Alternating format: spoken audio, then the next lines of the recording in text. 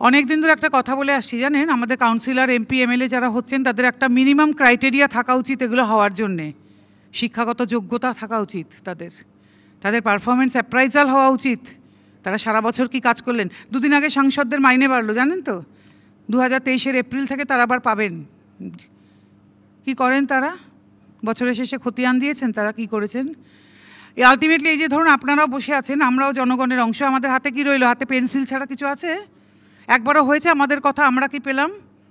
নিজেরা ঝগড়া করছেন যে মন্দির হচ্ছে, মসজিদ হচ্ছে, কে ভেঙে দিচ্ছে, হিন্দু মুসলমান কি হচ্ছে, আমরা হিন্দু রাজ্য চাই, আমরা মুসলিমদের কিছু হলে মেরে শেষ করে দেবো। তা আমরা কি পেলাম? আমরা কেন প্রশ্ন তুলব না যে আমরা কি পেলাম?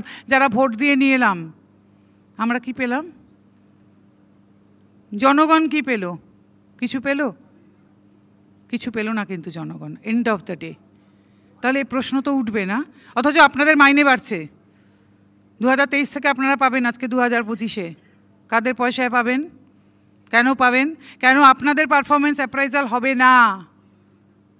কেন ঠিক হবে না? আপনাদের বছরে কটা অ্যাটেন্ডেন্স, আপনারা কটা প্রশ্ন করেছেন, তার উপরে কেন আপনাদের মাইনে হবে না সংসদে? জানতে চাই আজকে।